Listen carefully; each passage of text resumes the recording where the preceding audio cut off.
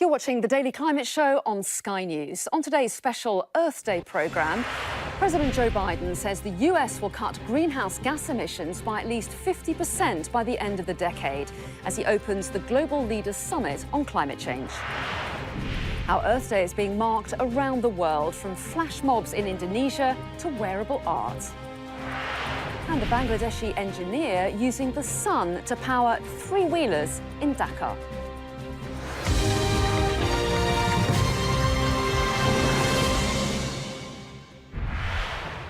Hello and welcome to the UK's only daily climate news show, where we track the changes happening to our world right now and meet those coming up with the solutions. And we aim to take you to the heart of the climate crisis, explain the data driving the changes that are already affecting us, but also show you just how far we've come. Today is Earth Day, a global event to mark the birth of the modern environmental movement. And to coincide with that, leaders from 40 countries are taking part in a summit on climate change. It's being hosted by US President Joe Biden as he seeks to reclaim the climate leadership after 4 years of Donald Trump, with a key announcement. Well, in a moment, we'll hear from our climate correspondent, Hannah Thomas-Peter, who's in Washington. But first, there were plenty of announcements today, including President Biden has committed to cutting the United States greenhouse gas emissions by more than 50% by 2030 compared to 2005 levels. Xi Jinping said China will start to phase down coal consumption from 2026 as part of its efforts to reduce greenhouse gas emissions. Canada has set a new target to reduce emissions by 40% to 45% by 2030, compared with 2005 levels. And Russian President Vladimir Putin said there was an active effort in his country to build more legislation around tackling climate issues. Well, leaders from around the world are taking part in the summit, so here's a flavour of what they had to say. I talked to the experts and I see the potential for a more prosperous and equitable future. The signs are unmistakable. The science is undeniable, but the cost of inaction keeps mounting. The United States isn't waiting. China will strive to peak carbon dioxide emissions before 2030 and achieve carbon neutrality before 2060. China has committed to move from carbon peak to carbon neutrality. Let's use this extraordinary moment and the incredible technology that we're working on to make this decade the moment of decisive change. Well, our climate correspondent, Hannah Thomas-Peter, is in Washington for us. So, Hannah, President Biden kicking off his summit with a big commitment. Yes, and although 40 world leaders were virtually present, this was really Joe Biden's show, wanting to tell the world that America is back on the issue of climate change, making this big commitment, more than doubling the promise to reduce carbon emissions by 2030, to get to net zero by 2050. And it's had the effect of galvanizing a really significant sense of momentum and ambition. He's been backed up by the world's major economies, big polluters, the UK in the last couple of days, of course, making its own pledge, the EU doing the same, but as you outlined there, Japan, Canada and South Korea all coming forward with more. The issue, though, is that the course of garnering genuine international consensus and collective action under extreme pressure never did run smooth, and so there's big question marks over China. Will it ever be able to move its commitments? Will it ever be able to do more? At the moment, it seems intransigent. India is the same, Russia being very vague about what it is willing to do, and the science is telling us that this next decade of action cannot be a decade of action unless every single country in the world, in particular those big polluters, manage to act in concert.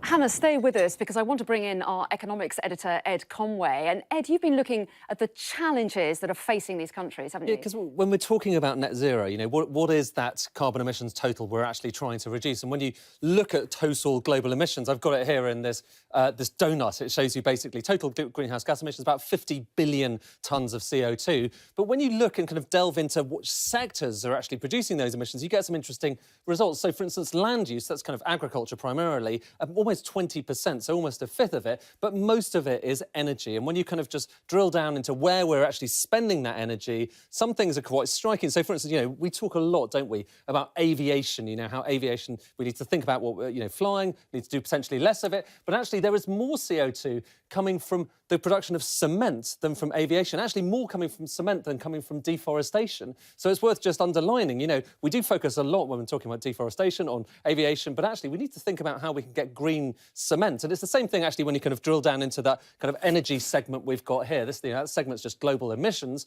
Look at domestic emissions. So that's just in 8 billion people more or less across the world. About 10.9% of those emissions are coming from those homes. But now look, compare that to kind of billions of people with a few thousand steel and chemical plants. Actually, it's the same emissions from both. So you need to look not just at the stuff that we're kind of publicising, at trying to get that down, but also at industry and trying to remake the Industrial Revolution. And that matters not just around the world, but it matters for the UK as well, because when you look at total UK emissions, well, that's kind of us getting down to net zero with our domestic emissions, down by about 35% so far.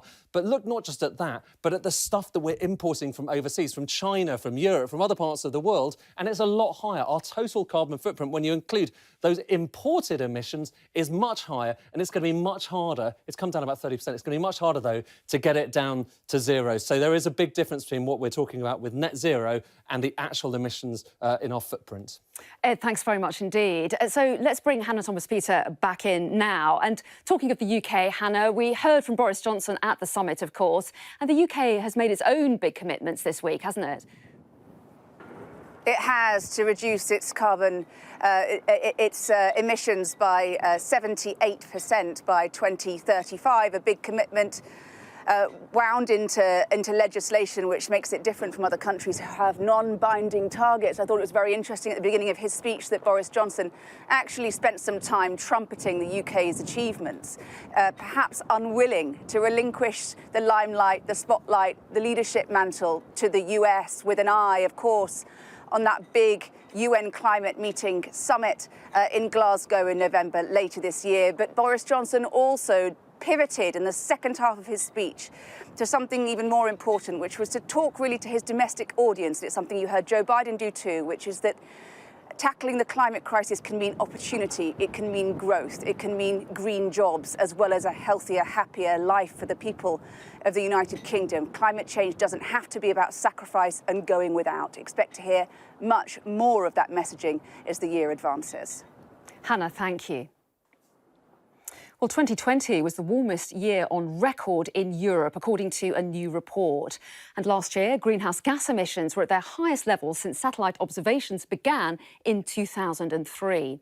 Ahead of today's Earth Day summit, EU countries agreed to reduce their emissions by 55% by 2030. But some member states are less willing to move away from fossil fuels. Poland still produces around 3/4 of its electricity from coal, and the country is home to the most polluting power plant in Europe.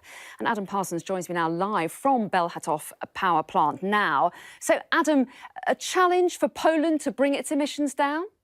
A huge challenge. If you want to see the real difficulty in cutting an addiction to fossil fuels, look at this. First, you've got this ravaged landscape, which has been chiselled apart over decades in order to get pretty dirty brown coal from there. And that brown coal is fed into that big, belching, monstrous power plant over there, Bełchatów, the biggest polluter in Europe. Every second, it goes through a ton of coal.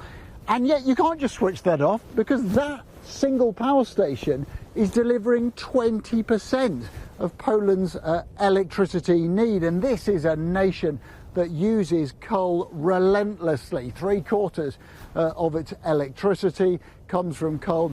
And at the same time, look at those big chimneys over there, 300 metres tall and pumping out a toxic blend of exhaust gases.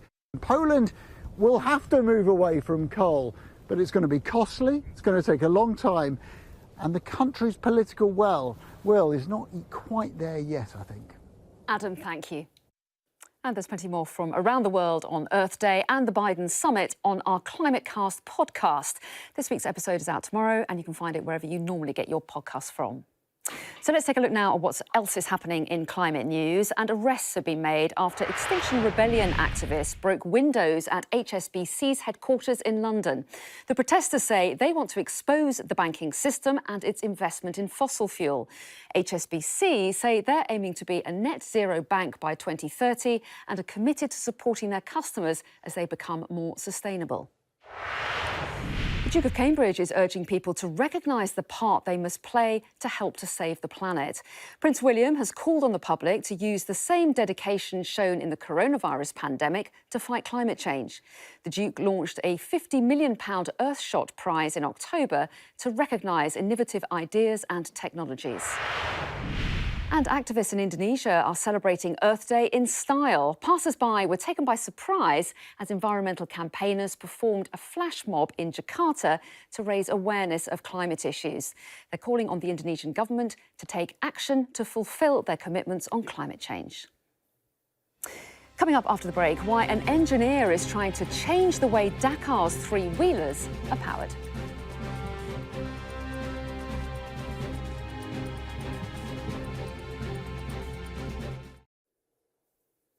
Welcome back to a special edition of the Daily Climate Show. Now, we're all about solutions on this programme, but some ways to address the causes of climate change are more controversial than others.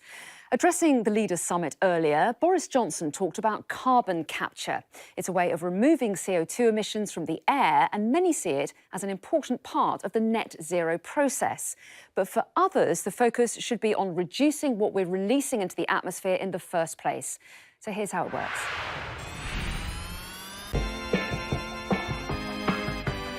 So CO2 that was in the environment yesterday is in this pipe today.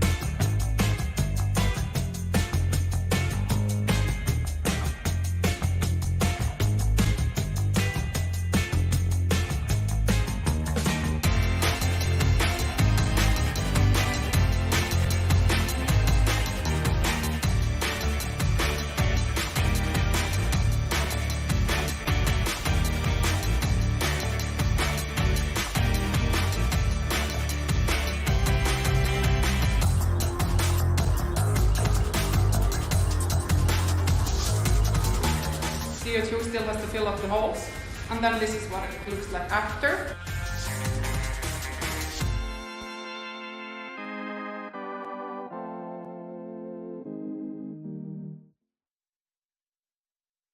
So carbon capture is a possible solution to help reduce emissions, and tech like it can make a difference to the pace of climate change. But however fast we move now, our climate is changing. So while the leaders of today grapple with the challenges of tomorrow, there's also the need to adapt to the changes that we're already experiencing. Well, joining me now to discuss this further is American climate scientist Professor Michael Mann. He's Distinguished Professor of Atmospheric Science at Penn State University and author of The New Climate War, and Dr. Cece Hu, climate researcher from Harvard Law School. So welcome to both of you. Cece, if I can start with you. We're hearing an awful lot today about targets on emissions reduction. Is that the right focus, or should more attention be given to adapting and giving resources to adapting life to a world that's already experiencing changing in temperatures and climate? At the moment, I think there has not been enough attention paid to adaptation. And if you, watched the summit earlier on, most of the leaders addressed the question of mitigation, and most of the developing country nation leaders addressed the question of adaptation. So adaptation is hugely important, because even if we freeze all of our emissions right now, we have sort of locked ourselves into a certain level of warming already, because the Earth is basically filled with water, and water takes a long time to heat up. So that means we are effectively locked in to a certain amount of warming, regardless of what we do. And that is why adaptation is hugely important, and more attention should be focused on that issue. And Michael, you're talking to us from the US, and President Biden has clearly made climate change a big priority. What about, though, helping the rest of the world and those parts of the world worst hit by climate change and are already experiencing problems? Yeah, well, we have an obligation to do that. My friend John Holdren, the former presidential science advisor under Barack Obama, once put it very aptly. When it comes to our response to the climate crisis, we have three options: mitigation, preventing further climate change, adaptation, adapting to those changes that are already inevitable, those impacts that are already inevitable, and suffering. And we want to minimize suffering.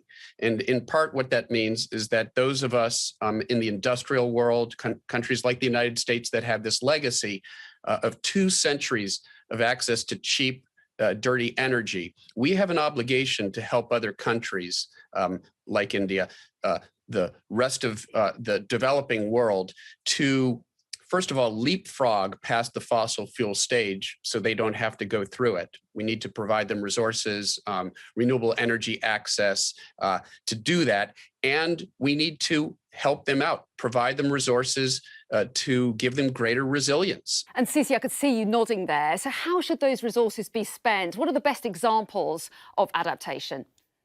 A really good example of climate adaptation, I think, is a case of, let's say, in the UK, the high-speed 2 rail network, which is supposed to run between London and Birmingham and Leeds, and it's supposed to be the biggest, second biggest rail network in Europe once it's constructed. But what they did in terms of adaptation was looking at these 2 aspects, right? One, looking at very, very detailed, high level, the best climate models there is to basically locate the systems where they're most vulnerable. And then the second thing that they did was use this technique called what if scenarios. So basically they laid out all of the worst case scenarios or the best case scenario in terms of flooding, in terms of different natural disasters and how they're going to interact with climate change, and basically come up with a set of procedures as to, okay, scenario A is going to happen. This is the set of procedures that you have to follow. Scenario B, we can never predict the future, but it does mean that if we take this kind of adaptive approach, it means that we have a sense of how the future might unfold and we are prepared for it.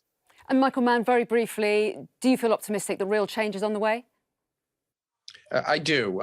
Today is Earth Day. We have new leadership in the United States in the form of the Biden administration. The United States has reasserted its role in addressing the climate crisis, and that's bringing other nations along. And so I'm optimistic that this week in Washington, D.C. at this climate summit, we're going to see a significant ratcheting up of those commitments that the countries of the world have made to lower carbon emissions, to get us on a path that does limit warming below a catastrophic 1.5 degrees Celsius. There's still time to do it.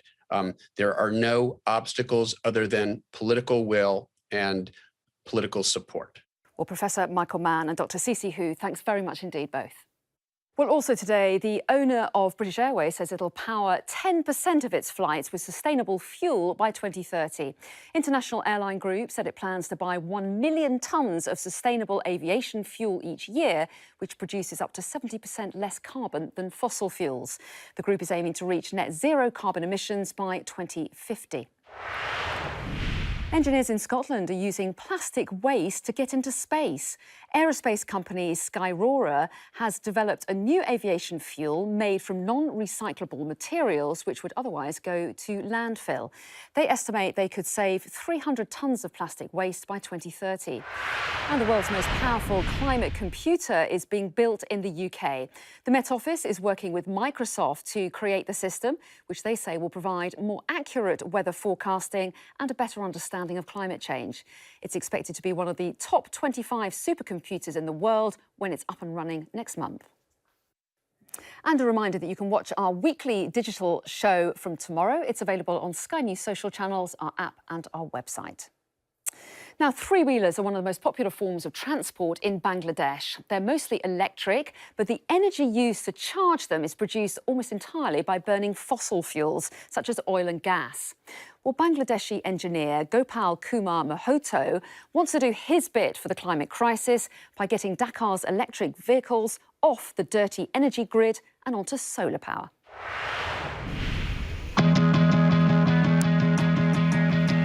Hello, I am Gopal Kumar Mahoto from Bangladesh.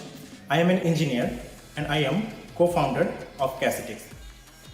Casitix is a fully off-grid, solar-powered battery swapping station service for electric last-mile transport.